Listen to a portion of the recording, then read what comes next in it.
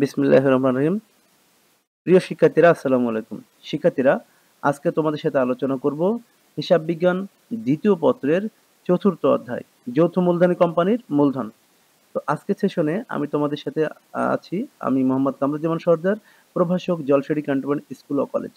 শিক্ষার্থীরা, এই চ্যাপ্টারে মোটামুটি আমরা শিখব কিভাবে একটি যৌথ মূলধনী কোম্পানি তার শেয়ার ইস্যু বা বিক্রি করে। তাহলে আসো প্রথমেই আমরা শিখে নিই যে শেয়ার জিনিসটা কি। দেখো, শেয়ার হলো কোম্পানি সংগঠনের মূলধন সংগ্রহের প্রধান উৎস। মূলত শেয়ার হলো কোম্পানি মূলধনের ক্ষুদ্রতম অংশ। যেহেতু কোম্পানি সংগঠন কাঠামো সর্ববৃহৎ রূপ, সেহেতু ইহার মূলধন অনেক ব্যক্তি একত্রে সরবরাহ করে এবং কোম্পানিতে মূলধন সরবরাহের প্রমাণপত্র কিন্তু শেয়ার। যিনি শেয়ার ক্রয় করেন তিনি হলেন শেয়ার হোল্ডার, আর এই শেয়ার হোল্ডারগণই হলেন কোম্পানির প্রকৃত মালিক। তাহলে খেয়াল করো, শেয়ারকে আমরা বুঝলাম যে কোম্পানির মূল মূলধন সংগ্রহের কি মূল হাতিয়ার। এবার আসো শেয়ার ইস্যু বা বিলীকরণ কি জিনিস। কোম্পানি সংগঠন যে প্রক্রিয়ায় জনগণের নিকট শেয়ার বিক্রয় করবে তাকে শেয়ার ইস্যু বা বিলীকরণ বলবে। সাধারণত কোম্পানি তিন ভাবে শেয়ার ইস্যু করতে পারে।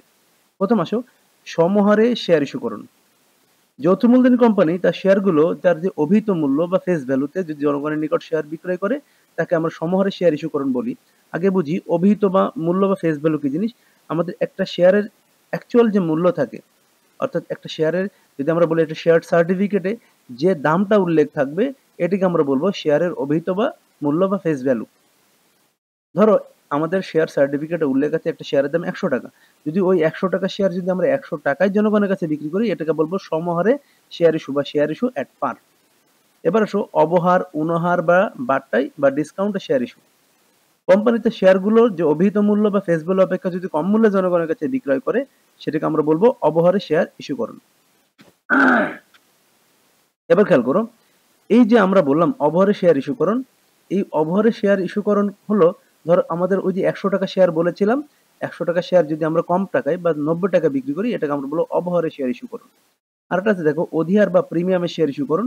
কোম্পানি তার শেয়ারগুলো যদি অভিহিত মূল্য বা ফেস ভ্যালু অপেক্ষা যে বেশি মূল্যে বিক্রি করে, ধর 100 টাকা শেয়ার বিক্রি করলে 110 টাকা, তো এই ক্ষেত্রে আমরা বলবো শেয়ার অধিহার বা প্রিমিয়ামে শেয়ার ইস্যু। এবার আসো শেয়ার ইস্যু অঙ্ক করতে গেলে কয়েকটা বিষয় আমাদেরকে ক্লিয়ার হতে হবে। তার মধ্যে একটা গুরুত্বপূর্ণ আছে প্রাথমিক শেয়ার বাজার, যেটাকে আমরা বলি প্রাইমারি শেয়ার মার্কেট। আসলে দেখো, যে বাজারে নতুন শেয়ার বিক্রি করা হয়, অর্থাৎ নতুন কোম্পানির শেয়ার প্রথমে বিক্রি করা হবে তাকে প্রাথমিক বাজার বলবেন। অর্থাৎ যে বাজারে কোম্পানি প্রথমবার প্রস্তাব দেয় বা ইনিশিয়াল পাবলিক অফারিং করে বা আইপিও দেয় এবং শেয়ার ক্রয়ের জন্য জনগণকে উৎসাহিত করে তাকে প্রাথমিক শেয়ার বাজার বলে। তো মূলত এটা কোনো বাজার নয়, এটা হচ্ছে শেয়ারের প্রাথমিক অবস্থা। এবার আসো মাধ্যমিক শেয়ার বাজার কি জিনিস, যেটাকে আমরা বলি সেকেন্ডারি শেয়ার মার্কেট। প্রথমবারে শেয়ার ক্রয় করার পরে বিনিয়োগকারীগণ যদি তাদের প্রয়োজনীয় শেয়ারগুলো আবার কি যদি বাজারে বিক্রয় করে তাকে আমরা বলবো মাধ্যমিক শেয়ার বাজার। তারপরের অংশটা খেয়াল করি, শেয়ার ইস্যুকরণের ব্যয়। কোম্পানি শেয়ার ইস্যু করার জন্য বেশ কিছু ব্যয় করতে পারে, যেমন শেয়ার দালালের কমিশন বা অবলেখকের কমিশন, প্রাথমিক খরচ, বৈধ মুদ্রণ খরচ ইত্যাদি। উক্ত খরচগুলো সংগঠিত হলে শেয়ার বিক্রয়কৃত অর্থ কিন্তু কমে যাবে, অর্থাৎ হ্রাস পাবে। এর জন্য সেই সকল খরচের জন্য উক্ত খরচ হিসাব ডেবিট আর নগদান বা ব্যাংক হিসাব ক্রেডিট করতে হবে। এবার আসো অনুমোদিত মূলধন।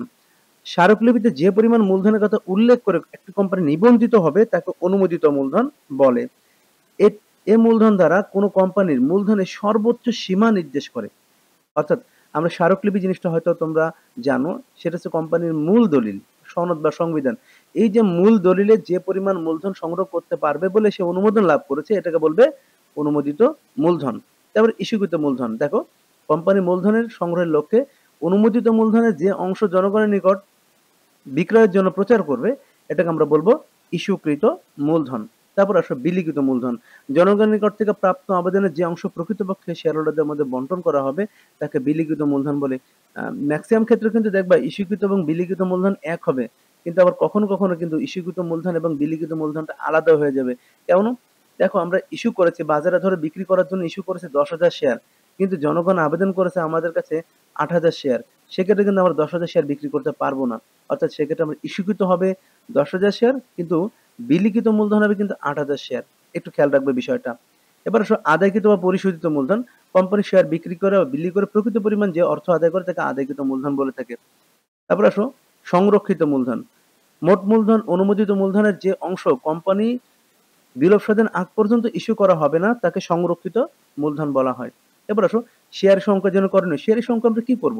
দেখো, শেয়ারের সংখ্যাকরণের জন্য আমাদের করতে হবে প্রকৃত জাবেদা বা সাধারণ জাবেদা, ব্যাংকে সেবার খতিয়ান বা নগদান ব্যয় করতে হবে, যেটাকে বলবো শুধুমাত্র ব্যাংক কলামের জন্য।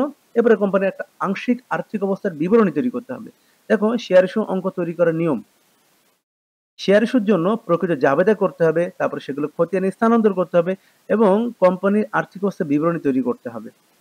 তারপরে খেয়াল করে দেখো, এখানে লেনদেন দেওয়া আছে, সমহারে শেয়ার ইস্যু, অধিহারে শেয়ার ইস্যু, অবহারে শেয়ার ইস্যু। কিছুটা মিল থাকবে, কিছুটা অমিল থাকবে। এটা জাবেদাগুলো ভালো করে খেয়াল করবে। প্রথম ১ নম্বর যাবে, দেখো যতগুলো শেয়ারের আবেদন পাওয়া যাবে ততগুলো শেয়ারের হিসাব দ্বারা আমরা লিখব ব্যাংক হিসাব ডেবিট এবং শেয়ার আবেদন হিসাব ক্রেডিট।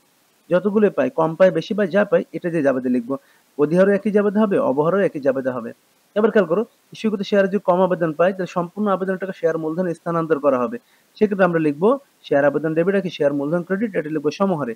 অধিহারে লিখবো শেয়ার আবেদন ডেবিট শেয়ার মূলধন ক্রেডিট, যেহেতু অধিহার আছে অধিহার হবে ক্রেডিট। এবং অবহারে থাকলে জাবেদা হবে শেয়ার আবেদন হিসাব ডেবিট, শেয়ার অবহার হিসাব ডেবিট এবং শেয়ার মূলধন হিসাব হবে ক্রেডিট। পরেরটা আসি।